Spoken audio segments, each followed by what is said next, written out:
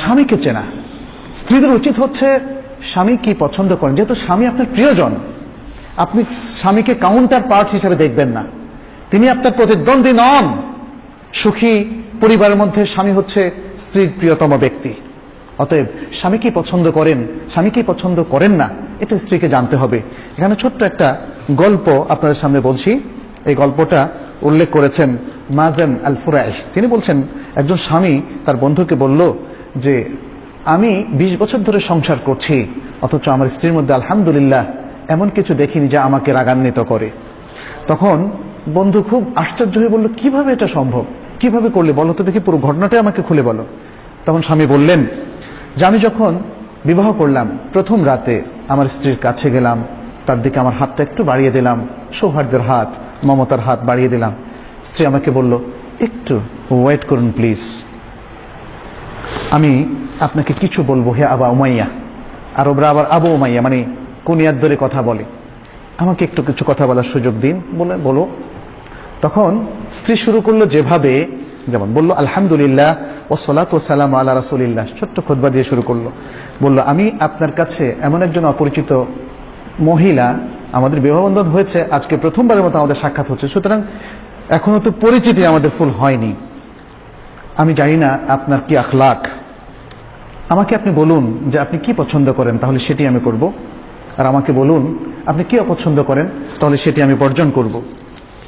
এভাবে এতটুকু কথা বলে তিনি কি বললেন, যেটা আমরা খুতবায় বলি, আকুলু কাউলি হাদা ওয়া আস্তাগফিরুল্লাহ লি ওয়া লাক, আমি আমার এই কথাটা আপনার সামনে পেশ করলাম, আর আপনার জন্য আমার জন্য আল্লাহর কাছে আমি ইস্তেগফার করছি। সুবহানাল্লাহ। অনেকে হয়তো বলবেন, আরে এটা তো দেখি ওয়াজ করতেছে বাসর রাতে, এটা তো অস্বাভাবিক রকম লাগতেছে। বাসর রাতে আমরা শুনি অন্যরকম সোহাগী কথাবার্তা, যেটা সাহিত্যের মধ্যে, গল্পের মধ্যে, উপন্যাসের মধ্যে আমরা পড়ি।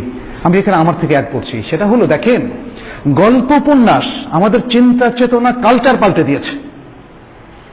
এই যে মহিলা, অত্যন্ত বিদুষী মহিলা, অত্যন্ত দিনদার মহিলা, সে যে কথাটা বললেন, এটা আমাদের কাছে বলে কেমন ওয়াজ ওয়াজ কথাবার্তা, বিয়ের মধ্যে আবার এগুলো বলে নাকি?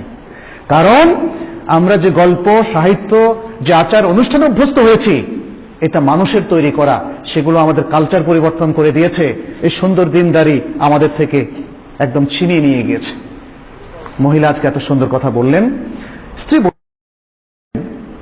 ওই বন্ধুকে বলছে, আমার স্বামী বললেন, আমার স্ত্রীর কাছে যখন আমি এই কথাটা শুনলাম, ভাবলাম যে আরে এটা তো দেখি অত্যন্ত সুন্দর কথা, তাহলে তো আমাকেও একটা ভাষণ দিতে হবে।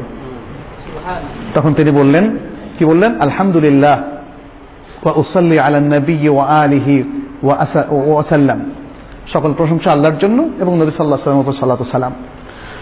তারপর বললেন, ফাইন্নাকা কুনতা কালামান ইন তাবাত্তি আলাইহি ইয়াকুন লাকা হাযযুক, তুমি কিছু সুন্দর কথা বলেছো, যদি তুমি এর উপর স্থির থাকো তাহলে এটা তোমার ভাগ্য।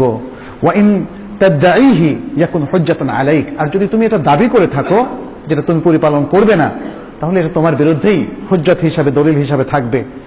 তাহলে জেনে রাখো আমার এই জিনিসগুলো পছন্দ, এই জিনিসগুলো অপছন্দ, আর মনে রেখো আমার যদি কোনো সুন্দর কিছু তুমি পাও, সুন্দর কোনো অভ্যাস, তাহলে সেটা তুমি প্রচার করো, আর যদি খারাপ কিছু দোষ তুমি খুঁজে পাও, সেটা তুমি গোপন রেখো। স্ত্রী বললেন এরপরে, আচ্ছা ঠিক আছে, এটা আমি মেনে নিলাম, আমার পরিবার পরিজন যদি আপনার সাথে দেখা করতে আসে, এটা আপনার কাছে কেমন মনে হবে, কেমন ভালোবাসবেন আপনি? বলল যে খুব বেশি জিয়ারত করুক এটা আমি চাই না, মাঝে মাঝে করতে পারে। এরপরে তিনি বললেন, স্ত্রী জিজ্ঞেস করলেন যে আপনার প্রতিবেশীদের মধ্যে আপনার ঘরে কারা কারা আসুক বলে আপনি মনে করেন এবং কাদেরকে আপনি নিষেধ করেন? তখন তিনি বললেন যে আমার প্রতিবেশীদের মধ্যে এরা খুবই সজ্জন ব্যক্তি, এরা আমাদের বাসায় আসতে পারে, আর এরা অসৎ, এরা আমাদের বাসায় আসবে না। এই তারপরে স্বামী তখন তার বন্ধুকে বললেন যে ওই রাতটা ছিল আমার জীবনের সেরা রাত, একটা সুন্দর রাত আমি যাপন করলাম আমার স্ত্রীর সাথে। এরপরে আরেকটা ঘটনা তিনি বললেন যে 1 বছরের মাথায় এভাবে চললো, আমি আমার স্ত্রীকে খুব ভালো স্ত্রী হিসাবে পেয়েছি, এবং তারপর আমার শাশুড়ি একদিন 1 বছরের মাথায় আমি এসে দেখলাম আমার বাসা আসলেন, আমাকে জিজ্ঞেস করলেন যে তোমার স্ত্রীকে তুমি কেমন পেয়েছো? আমি বললাম অত্যন্ত ভালো স্ত্রী হিসাবে আমি পেয়েছি, যিনি আপনার কন্যা।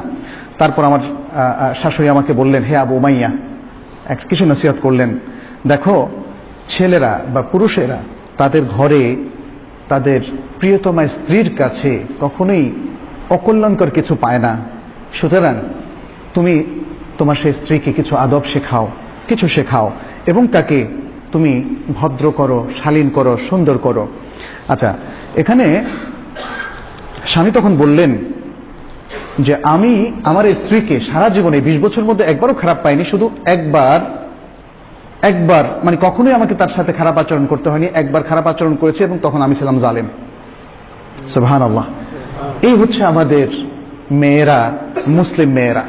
কিন্তু আজকাল এই মুসলিম মেয়েদের মধ্যে যে জিনিসটা ঢুকেছে, অপকালচার ঢোকার কারণে আজকে আমাদের মেয়েরা আসলে বিভ্রান্তির পথে হাঁটছে, ফলে নানা রকম অসুখ দেখা দিচ্ছে। তৃতীয় যে বিষয়টা আমরা বলবো সেটি হচ্ছে বিচক্ষণতার সাথে স্বামীর আনুগত্য করা এবং স্বামীর সাথে সুন্দর বসবাস করা।